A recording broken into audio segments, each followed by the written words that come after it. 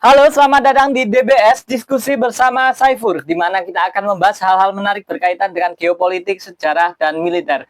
Buat teman-teman yang baru saja bergabung, bisa diklik dulu tombol subscribe-nya dan tombol like-nya, bisa ditahan sampai akhir video karena ini akan menjadi pembahasan yang cukup menarik ya teman-teman.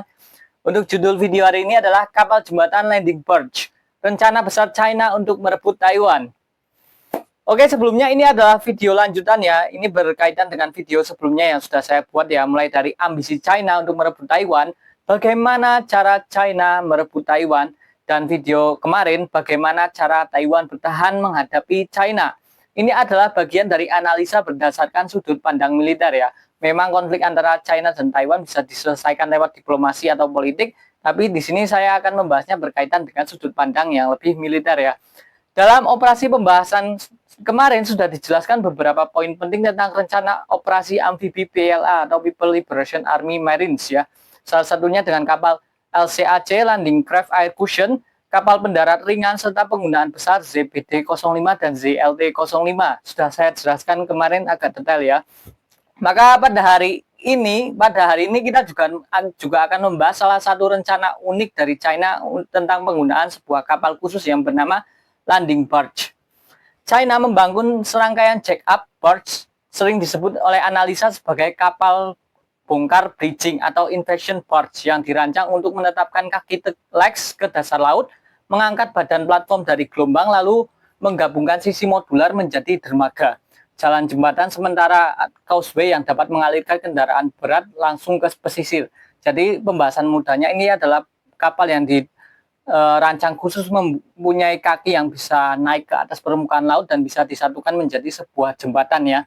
Konsep ini memungkinkan pendaratan kendaraan lapis baja dan kendaraan berat ke sisi pantai atau bahkan ke jalan pesisir, memotong kebutuhan untuk mendarat di pasir yang terjaga atau bergantung pada LCAC semata.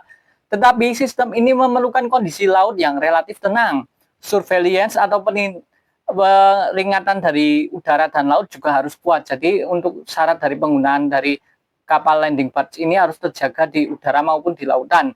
Dan pengawalan logistik karena platform jack-up besar ini lamban dan rentan terhadap serangan sebelum atau setelah pengerahan. Ini adalah nanti saya akan jelaskan lebih detail ya.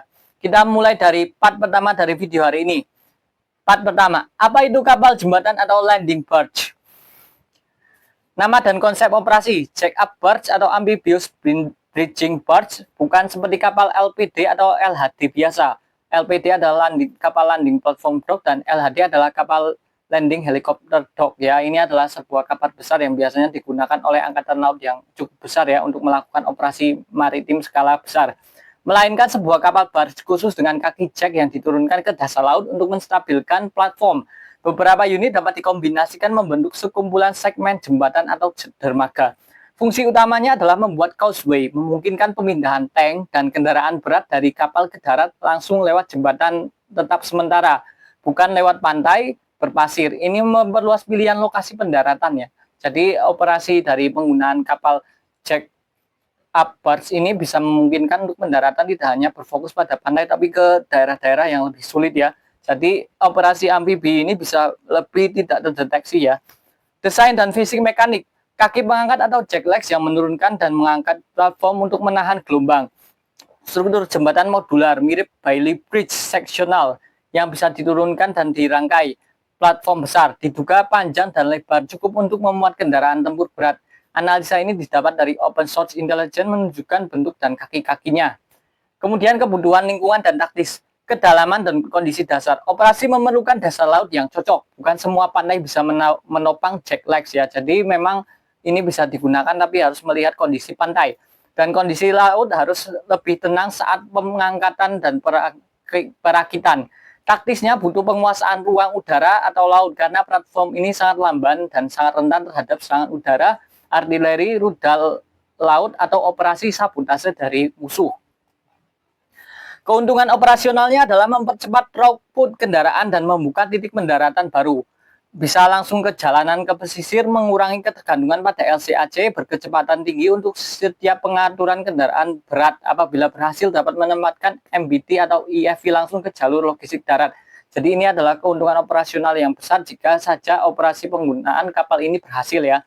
Kemudian kapal ini juga sangat terbatas dan rentan ya. Saat transit atau perakitan, barge perlu ditarik atau digeser lambat-lambat ke lokasi, mudah terdeteksi oleh satelit ya ataupun alat pesawat mata-mata lainnya seperti ISR ataupun drone yang kecil bisa mengganggu dari operasi landing barge ini ya. Kemudian unit-unit ini telah lama terdeteksi di galangan dan lewat satelit video pantai pengujian atau pengerahan di pesisir Selat China sehingga analisa menyimpulkan tujuan amfibi bridging. Jadi memang rencana ini memang sudah banyak juga sudah terdeteksi oleh beberapa analisa dari barat ya. Salah satunya dari HI Southern Covert Source, sebuah laporan dan analisa tentang Chinese Invasion Barge atau Jack-up Barge. Kemudian ada Naval News, Stairway to Taiwan, The Chinese Amphibious Bridging System, analisa ringkasan, fitur, dan implikasi operasional. Kemudian ada juga dari The Guardian, China has debuted its new landing barge. What does this mean to Taiwan? Oke ya, ini adalah pembahasan singkat berkaitan dengan kapal yang didesain khusus oleh China untuk melakukan pendaratan di Taiwan ya. Kapalnya cukup unik ya, sudah saya jelaskan sebelumnya. Kemudian kita akan melihat sudut pandang lain dari bagaimana cara Taiwan melakukan operasi untuk menggagalkan atau melumpuhkan armada angkatan laut China ya. Kita mulai dari pembahasan video part kedua hari ini.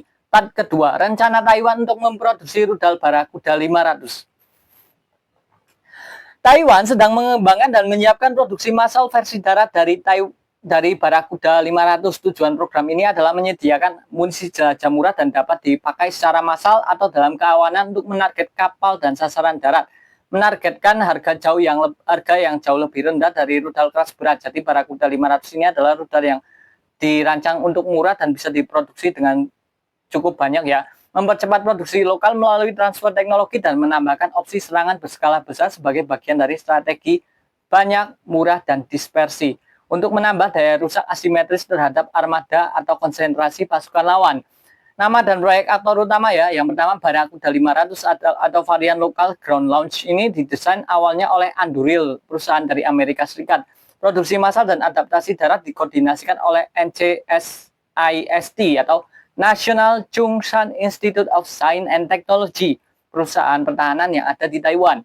Peran taktis dan konsep penggunaan dirancang sebagai low-cost cruise loitering strike weapon untuk serangan anti kapal dan serangan presisi terhadap sasaran darat. Dapat dikerahkan secara terdistribusikan dan dalam swarm untuk menenggelamkan pertahanan lawan melalui kuantitas dan kebingungan sensor ya, karena ini menggunakan lebih banyak rudal yang diluncurkan secara banyak sekaligus. Kemudian spesifikasi yang sudah ada ya, NCSISD analisa awal menyebutkan target biaya produksi per unit yang relatif rendah. Menyebut target biaya produksi lokal ini akan memakan biaya yang lebih rendah dan kemampuan untuk membawa muatan eksplosif yang efektif terhadap kapal. Beberapa laporan teknis non-resmi menyebut jangkauan loitering time yang memungkinkan operasi maritim jarak jauh. Variasi menurut konfigurasinya ya, angka detail resmi terbatas di pabrik. Sistem mendeteksi batasan antara loitering munition dan rudal jelajah tradisional, memiliki kemampuan otonomitas atau panduan, opsi peluncuran udara atau lewat peluncur darat. Rencana Taiwan untuk produksi lokal rudal Barakuda 500 ini juga memperkuat rudal anti kapal Taiwan yang sudah terisi oleh rudal Harpoon dan produksi lokal dari rudal Xiufeng yang sebagai upaya untuk menghadapi potensi serangan dari PLA ya. Manfaat dari penggunaan rudal Barakuda 500 ini adalah menambahkan kemampuan asimetris, membuat penanggulangan ke armada penyerang lebih ekonomis dan scalable ya, menambah opsi serangan terdistribusi serta mengurangi ketergantungan pada platform mahal yang lebih jarak yang lebih jauh. Analisa pembandingan menyarankan pendekatan serupa seperti yang dipakai Ukraina, banyak menggunakan amunisi murah. Jadi konflik Rusia-Ukraina juga mengajarkan Taiwan untuk banyak memproduksi rudal dengan harga yang lebih murah dan banyak harus diproduksi dengan jumlah yang banyak. Kemudian walaupun murah dan banyak, sistem low cost ini cenderung kurang tahan terhadap pertahanan udara canggih, rentan terhadap perang elektronik, dan efektivitas kawanan tergantung pada koordinasi sensor komando dan kemampuan produksi massal. Selain itu, kerjasama teknologi dengan perusahaan Amerika Serikat memicu sensitivitas antara politik dan regulasi ekspor ya. Sumber ini dapat dari referensi Reuters. Taiwan show off first missile to be jointly manufactured with US arm maker ya.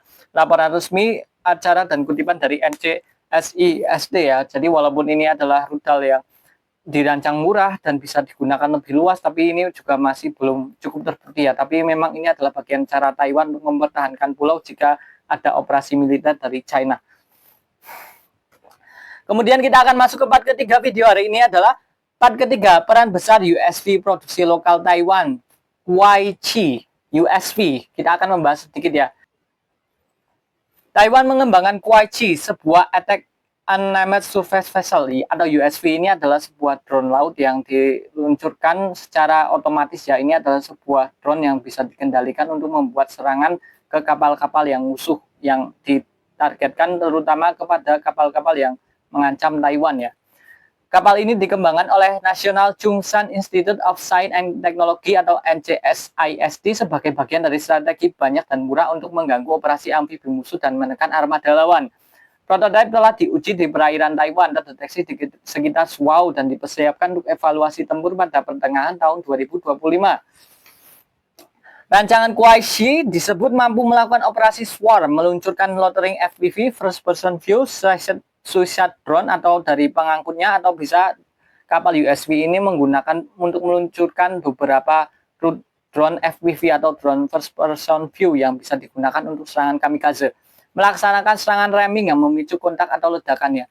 Jadi pada perang di Rusia Ukraina juga sudah terbukti ya, beberapa drone laut Magura itu berhasil menenggelamkan beberapa kapal dari armada Laut Hitam, serta mendukung serangan terkoordinasi dengan UAF untuk target maritim. Program ini bahkan dilaporkan direncanakan untuk produksi massal. Laporan publik menyebut rencana akuisisi besar-besaran hingga lebih dari 1.000 unit untuk meningkatkan deterensi pantai dan kemampuan penghancuran asimetris.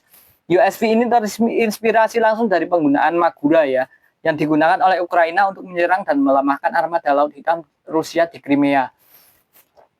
Keunggulannya adalah mobilitas dan platform ya. Ini dirancang sebagai platform cepat. Laporan teknis menyebut kemampuan kecepatan tinggi. Beberapa laporan menyebutkan kecepatannya melebihi 40 knot pada konfigurasi tertentu dan menggunakan mesin outboard ganda pada prototipe untuk kecepatan serta manuver dalam kawanan. Angka kecepatan bervariasi menurut sumber varian ya. Laporan media dan sumber militer menyebut rencana akuisisi skala besar yang dilaporkan menyebut angka rencana produksi akuisisi atau sampai ribuan unit ya. Menyebutkan hingga 1.300 unit akan diproduksi dalam negeri ya. Ini juga bisa menjadi integrasi antara sistem dan teknik kombinasi ya. Kuai-Chi dipandang akan bekerja bersama UAV sebagai relay ISR dan pengarah target, loitering munition serta sistem komando terdistribusi untuk memperbaiki ketepatan dan membidikan kawanan dan mengatasi lawan yang lebih kuat. Jadi singkatnya ini adalah drone USV ini bisa juga dikombinasikan dengan drone udara atau UAV untuk menyerang kapal-kapal armada China yang mendekat ya. Kelebihan dan keterbatasan: kelebihannya memang murah jika diproduksi massal, sukar dilawan jika dalam jumlah yang besar. Ini sangat susah untuk dilawan karena efektif ya. Kemudian ini efektif untuk serangan asimetris pada konvoi atau pendaratan ya. Keterbatasannya adalah rentan terhadap pertahanan elektronik atau bisa diganggu dengan electronic warfare. Kapal-kapal ini juga rentan untuk mendapatkan serangan dari CIBS atau rudal anti kapal, dan keberhasilannya tergantung pada koordinasi sensor serta kelancaran produksi massal. Sumber ini juga didapatkan dari laporan tentang Kuai-Chi dan evaluasi tempur ya, NCSIST Mei 2025, kemudian dari Taiwan News pengamanan uji coba prototipe di perairan Suau April 2025, kemudian ada South China Morning Post analisa pemberitahuan rencana uji coba dan konteks taktis Juni 2025. Itu saja untuk video pada hari ini. Terima kasih buat teman-teman yang menonton sampai akhir, bisa ditinggalkan tombol like-nya. Saya Saiful dari DBS, terima kasih dan pamit undur diri.